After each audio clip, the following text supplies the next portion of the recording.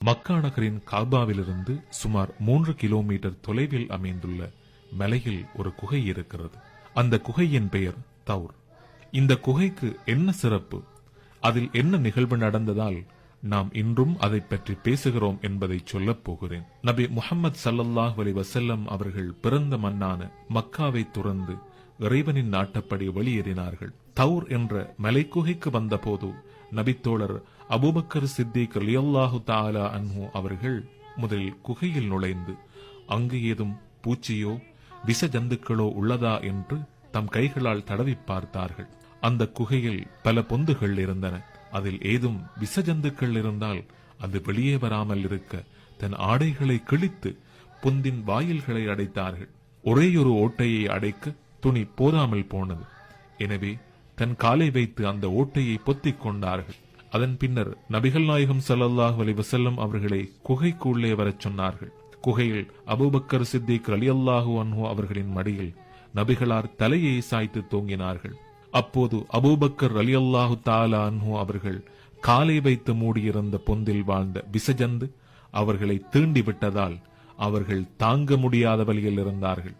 உடல் முழுவதும் விஷம் பரவியது.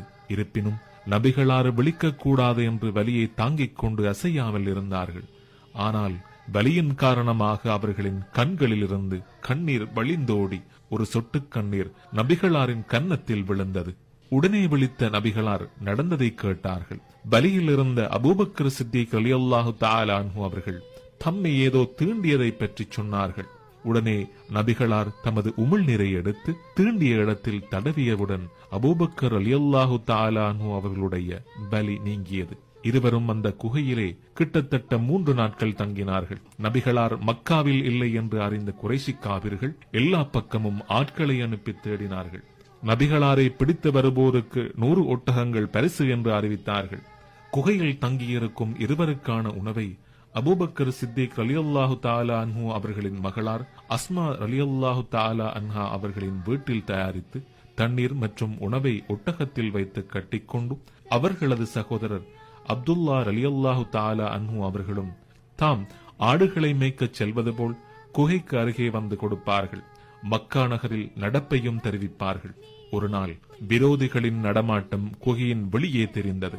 அபூபக்கர் ரலியல்லாஹு தஆலா அன்ஹு அவர்கள் மெல்லிய குரலில் நபிகளாரிடம், யா ரசூலல்லாஹ், அவர்கள் குனிந்தாலே போதும், நாம் குகைக்குள் இருப்பதை தெரிந்து கொள்வார்கள் என்று கூறியவுடன் அதற்கு நபிகள் நாயகம் ஸல்லல்லாஹு அலைஹி வஸல்லம் அவர்கள், கவலைப்படாதீர்கள், இங்கு நாம் இருவரல்ல, அல்லாஹ்வும் நம்முடன் இருக்கின்றான் என்று